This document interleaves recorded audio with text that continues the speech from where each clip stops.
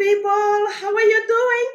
Please say hi in the comment section and let me know where you are joining me from. Hi, everyone. My name is Laura Daisy. I am a digital accessibility expert and founder at Linoratech, which is an incredible company with the value and mission to support leaders and web professionals create more inclusive and accessible digital products. All right, I love to describe myself by preference because sometimes in my audience there are people who are blind or people who are who have low vision. So I am a black woman. I'm always smiling. Today I am rocking some long hair. It's black on the top and burgundy or dark red at the bottom.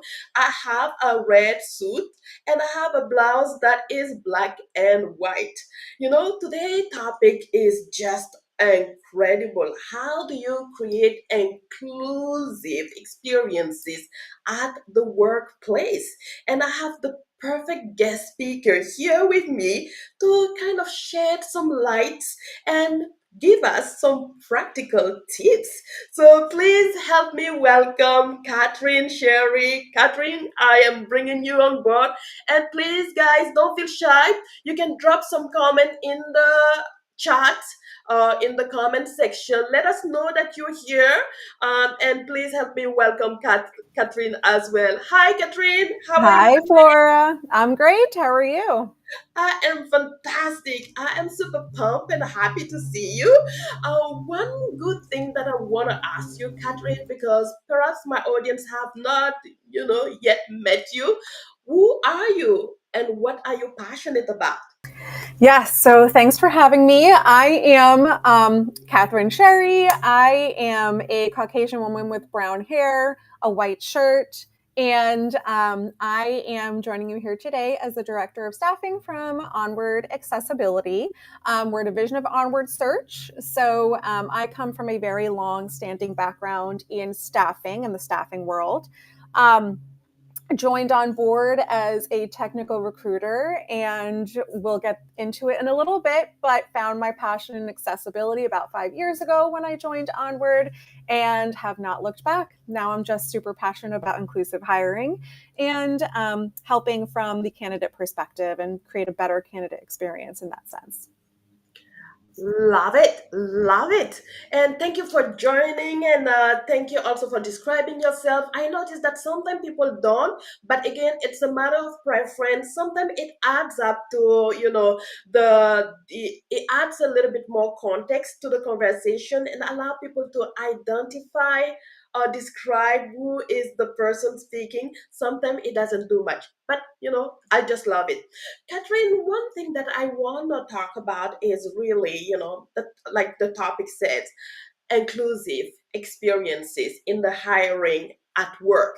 So, can you tell us a little bit of what does inclusion at work means to you? Inclusion at work. Oh my goodness. Honestly, everything having to do with the workplace starts from the hiring process. So whether that be as early as a job application, being able to submit your resume, what the job application process looks like, what it is, how easy is it for you to apply to a position, if you're even able to apply for a position, all of this is just comes down to your experience from the get-go. So what that means is just creating a easy and safe environment and process for a candidate looking to join your organization. I love that. So basically, what it is that you're just opening the door for everyone without exception. And there are processes or tips or things that you can, use in order to make that commitment to have everyone through the door. I just love it. But you also said that sometimes there are some challenges, right? For the applicants or sometimes even for the employers. Can you kind of shed some light around this? Yes. So, of course, there are barriers for the hiring process. It all begins with job searching and the job application process. So, of course, job applications are a topic that a lot of folks love to talk about because it's notorious where you submit a resume and then you also have to fill out an online application and put everything in that's already in your resume. So while that can be daunting, it's unfortunately a process for a lot of organizations. So just starting with making sure as a job seeker, making sure that your resume is accessible from day one can be really helpful to getting you even in front of the eyes of hiring managers. So making sure that your resume doesn't have a lot of formatting to it, making sure that your contact information is clear so that people are able to um, contact you at any time, making sure that it covers everything that you're looking for in the job description itself. Is going to be really important. A lot of folks are using AI to weed through resumes, and AI is such a hot topic. It uses a lot of keywords. So you need to make sure that you're utilizing those keywords to your advantage. It might seem like it's obvious to a hiring manager that knows what they're looking for that you've done X, Y, and Z, but you have to remember that there's somebody likely in between you and the hiring manager that is weeding through those resumes. So making sure that those keywords are mentioned not once or twice, maybe a few times to get you through the door.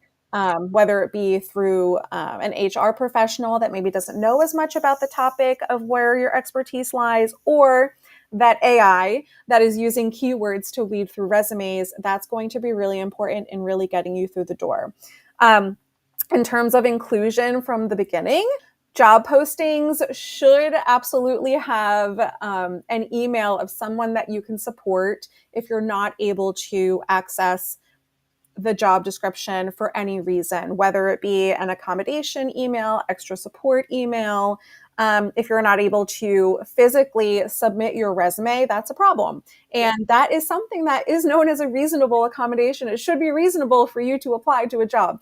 So that's something that you should absolutely be looking for. And as an employer, that's something that you should absolutely be ensuring that you have on your job descriptions to make sure that everyone is able to actually apply to the jobs that you're putting out there. I love that. I love that. There are so many challenges that sometimes people with disabilities are facing. One being the skill, even getting the proper education, the skill, and one being, hired. Like you said, sometimes the doors of entrance are just closed because some people are not aware that there are so many barriers. So I love what you're just sharing in the way that, hey, if by any chance your job posting is not working for someone, having the contact and providing accommodation can actually help this individual to still go through the door, to still go through the hiring process. Just love that. I see a few comments. Let me see. And guys, please don't feel shy. Ask a question or share your own experience, your own thought. We love it. And if you're hearing anything that resonates with you, give us a thumbs up, give Katrina a thumbs up, and share whatever you want to share. We are here to collaborate and to discuss together. I see Dr. Rocky said, hi, greetings from Ottawa, Canada. Hi, Dr. Rocky. I'm so happy you're here. And again, don't feel shy. This platform is inclusive and made for you. So one good thing that you said about creating a more inclusive entrance door is providing accommodation. I know for a fact from a story, I know from a person I had interviewed before. He is a person who is deaf. Okay, and so he was able to go through the application process and was now on the stage of being interviewed for the job. And this is where things became quickly awkward. They were not prepared for interviewing, I think, a person was deaf. And so, adding to that pressure of showing his skill, now he had to find ways to communicate with them. He did ask for accommodation in some cases. It was just pretty awkward. And in a situation like that, what can organization do better, Catherine?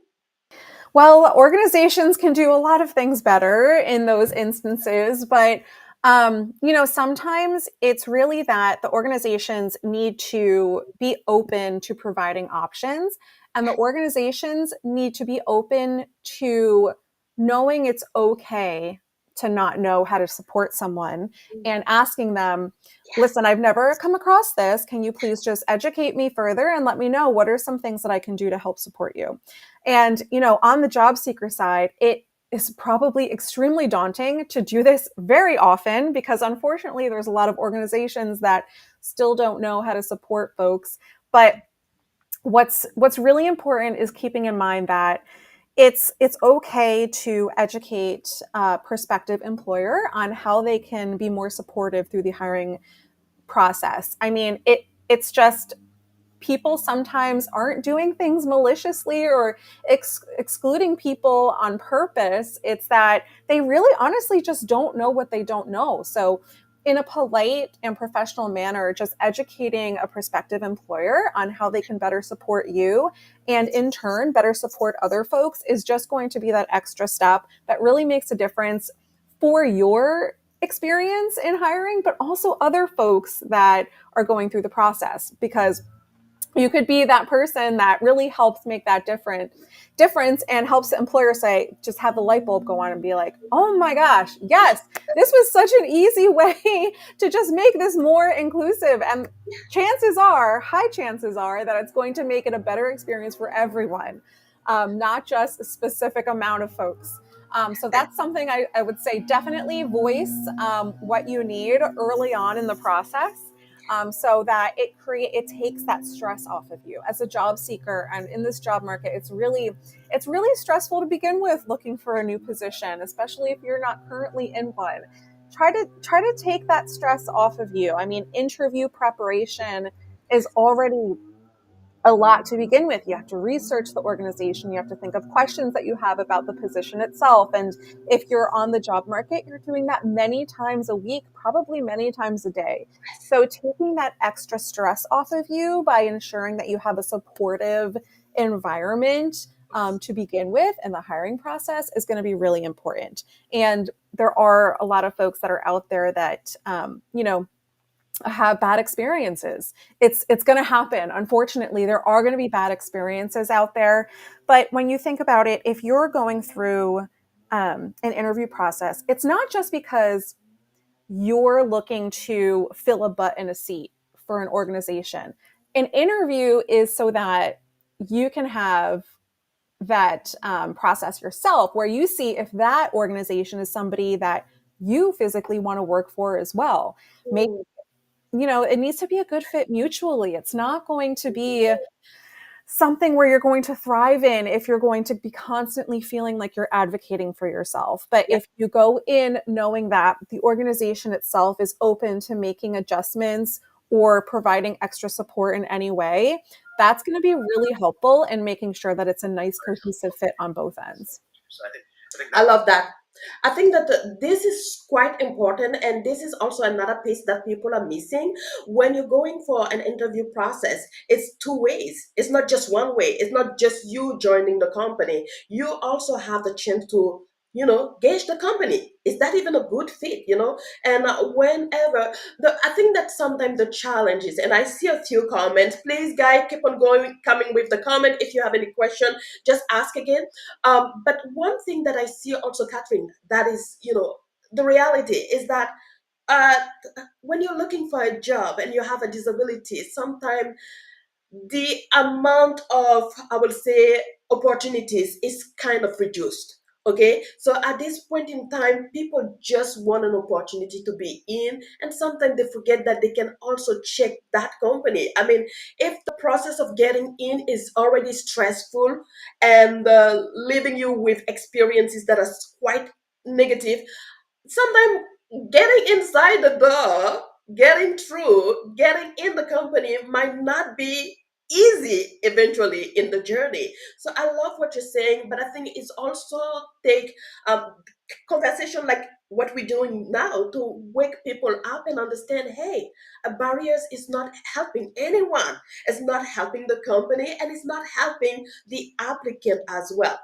Let's talk about, let me see a few comments here, and we'll talk about biases, which I think also is a big barrier, right?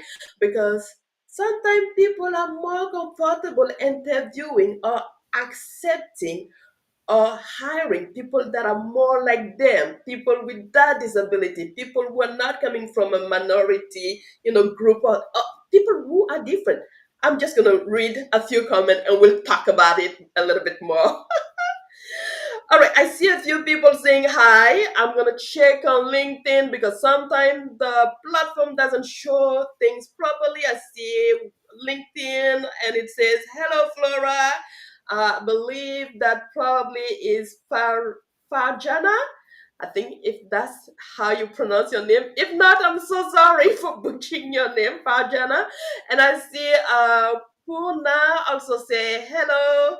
I see a lot of hello here, so this is quite good. At least you guys are telling us that you are here, you are listening. I see Rhea says, "Hello, Flora." I see Eric said something like, before reading a book, you can only judge it by its cover. That is so true. But I see your head shaking, Catherine. What do you think? Do you only have to judge someone by the way they look or by just their ability? I'm just curious. Well, that cover is probably going to start with your resume. Mhm. So that's a really good opportunity for you to make sure that you focus on your actual skills. I mean, that is what you should be hired for anyway, are your actual skills, not the way you look, not the way you speak, not anything else, but your actual skills. Are you able to do the job that they're looking for? Do you have the skills that they're looking for? And making sure that your resume speaks to that is going to be really important. Whether that means having multiple resumes, maybe you have experience in project management and analysis or whatever, making sure you have different resumes that showcase your specific skills. Without fabrication, of course, is going to be the most important thing. So that's what I can say. And I love setting yourself up for success when you do get to the interview stage is going to be really important too. So I do want to touch upon a few things in that instance. When you do get your foot in the door, when you do end up at that interview stage and you need a bit of extra support, it's totally okay to ask what the video platform, I mean, chances are in this day and age, you are interviewing via a video platform. It's totally okay to ask what platform they're using: Microsoft Teams, Zoom, WebEx, Google Meets. I mean, making sure that you can actually access that platform is going to be really important. And that's not just for folks with disabilities. I mean, it's for everyone. I mean, I'm barely able to access Teams on a daily basis myself without doing an update or whatnot. So it's a good practice for everyone to make sure that you're able to access that prior to the interview so that you're set up for success in terms of technical issues.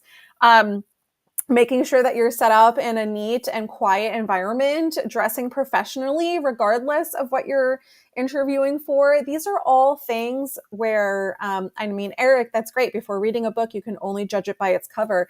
These are things that you can do to help yourself be set up for success, making sure your resume is on point, making sure that you're doing everything you can to present yourself professionally and access everything correctly is just going to set you up for success. Definitely. I love that. And I think that, like you said, your document will speak for you first before you get to that next stage. But once you get to that next stage, also be confident, be relaxed, be you, be yourself, and ask for what you need to have a successful experience during that interview. If the company is not ready to accommodate that, chances are maybe within the company, if you start working for them, you might have a little bit more challenges to go through, and that can lead to anxiety and even more, because maybe you will face people who are doubting your skills while you actually have the required skill to do the job. It's just that they are not understanding that you need support, you need that accommodation, which I think it's normal. I remember someone told me, "Flora, you work in IT." I said, "Yes." "Are you sitting always in front of the computer?" I said, "Yes." if they don't give you a computer to work, will you be able to do your work? I was like, no, I need a computer in order to do the job I do. And they said, yeah, that's what accommodation is. You know, let's make it simple. Let's not say, oh, we have to do something exceptionally for one person. No, it's not an exception. It's just opening the door for someone to perform as much as everyone else. Mhm. I love that. Ask, don't be afraid to ask for what you need to do your job productively. And again, like, it's called a reasonable accommodation for a reason. If you're trying to ask for a laptop, that's an easier ask than I would like a $10,000 laptop. That is not a reasonable accommodation. I think it's really reasonable. No, I'm joking. But I yeah, mean, it'd be great, but yes, but just make sure that when you are asking for support, it's yes. because it's something that you actually do require to be productive and to do the best that you can at your organization. I love it. I think that some of the barriers also for, having an inclusive experience at work, Catherine, like as I was saying, is biases. It could be that the hiring process, the recruitment process have done the work. They've done a fantastic job trying as much as possible to create an experience that is inclusive and accessible. But then the person getting a job and then they are dropped on the lap of a leader who might not have that information at all and might actually be very, negative, having a different label in, working with the person that they will be working with. In situations like that, is there a way for, for the individual, for the professional to advocate for themselves or to seek help from maybe the hiring management, or who are they supposed to talk to kind of help remove those frictions? So, in that instance, I would say you're probably likely going to interview with that organization throughout, that particular person throughout the interview process. So, in that instance, if you're not asking, who is my direct manager going to be, that would be a question that you would probably want to ask throughout the interview process prior to getting an offer, because you want to make sure that you have that rapport with your manager, that they're aware that there are some things that you need support with that make you better at your job, that make you the best at your job. And if you're not meeting them throughout the hiring process and maybe things shift last minute, or whatever the situation may be, again, it's always good to voice when you need support and what you specifically need for support. Again, with reasonable accommodation requests, these should be things that are typically pretty easy to provide. Like, maybe it's a little bit of flexibility in hours. Maybe it's starting an hour late, or working a little hour later because of that. As long as it's something that doesn't affect the business negatively, it should be something that is easily achievable. So just being your own advocate during the hiring process, as well as while you're physically there working in that organization as well. And folks that you should be reaching out to are, of course, definitely urge you to speak directly with your manager on what you need. And if they are a great manager, you should be having one-on-ones where you address those things regardless. If you don't have that, then seeking out the HR department, asking them for extra support in that instance should definitely be the way to go next. Love it. The clapping. I think this is fantastic. I love that you definitely are asking the applicant, the professional, to speak for themselves. I know it's not easy because sometimes you don't want to create yourself friction, but I think it takes courage to continue a fulfilling journey. And sometimes people don't know what you're going through if you do not express yourself. Some people might just see you. There are disabilities that are invisible, and so some people might not know, and some people, that's true, they might also judge you directly because they think you're blind, or they think that you're deaf, or you're using, a mobility assistive technology, and they're like, oh, that person might not be able to do that. It's true, but it takes courage for you to tell the person, hey, I can do it, I don't have any problem. They might be surprised and say, how? And then you can tell what technology you would love to have in order to complete that task. Because sometimes people don't know. They just don't know. And you Mhm. said it, Catherine, it's not always malicious, it's just a lack of knowledge. I think I see a few comments. Let me see. All right. I see Eric said, Catherine, great nails. Oh, thank you. I didn't even see that. Those are beautiful green. Thank you. Just in time for the summer. They are bright green, just in case anyone wants a visual description, and they are fabulous. Thank you. Love it. Okay, I see someone. Paul said, I reloaded my page and I cannot see the caption, the closed caption. I think it might be something to do with maybe LinkedIn broadcast. I'm not sure. But Paul, thank you for letting me know. I'm gonna double check and see what's going on there. If there's something I need to do, I will double check. At least I will know that for next show, and check how we can add this, because this is really important. And thank you so much, Paul. I appreciate that. All right, all right. Let's talk quickly about, it's almost the end, but I mean, Kathleen, you already shared so much tips, and also you also are telling us and the leaders that it's okay if you don't know how to support or help individuals who are needing accommodation, or individuals with different abilities or different, background or anything like that. This is really good. So do not fear also learning from each other's, meaning you probably hired someone with a disability and you're wondering, how can we support this person? I think the best way to do that is probably to talk directly to the person, and also maybe get a little bit more knowledge. But Catherine, what do you think quickly? Yeah, I mean, everyone is different, just like every person with a disability is different. Yeah. One person who perhaps has a visual impairment is not going to be the same as the next person who also has a visual impairment. One person with a cognitive disability is not going to be exactly the same as another person with that same cognitive disability. Every single person has different needs, whether you have a disability or not.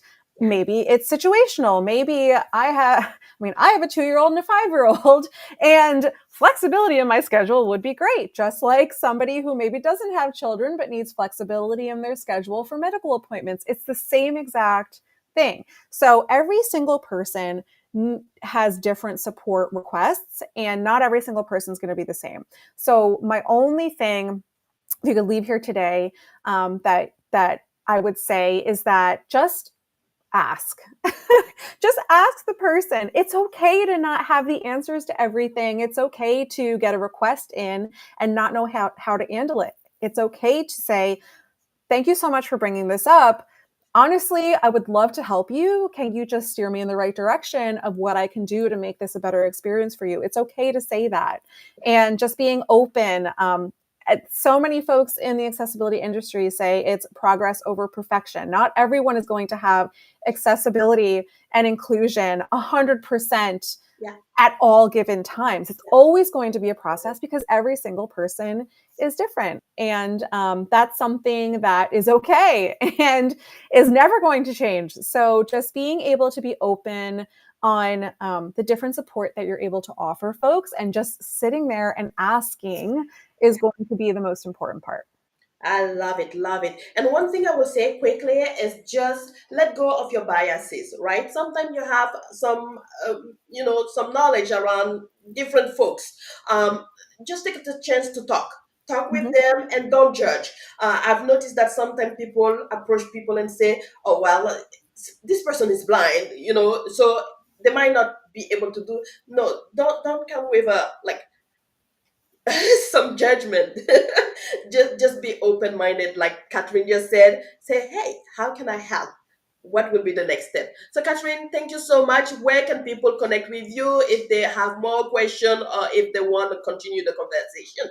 My LinkedIn is always up. So please find me on LinkedIn, Catherine, Catherine, Sherry, Sherry. My LinkedIn is always open. I am always checking it daily. You can find me at Onward Accessibility at any time. Look for us. Join in the conversation with us. We are always open to chatting about anything related to inclusive hiring and helping folks on their journey to become a more inclusive workplace. I love it. Love it. Thank you so much, everyone. And if you have more comment, more question, feel free to drop them in the event section, in the chat, in the comment. Catherine and I will go back and read them and answer them if needed. Thank you so much for, for joining us again. And Catherine, thank you so much for coming over and sharing your wisdom and your skills and your experiences as well. Thank you so much. Thank you. Bye, everyone. I will see you in 2 weeks' time. Bye bye.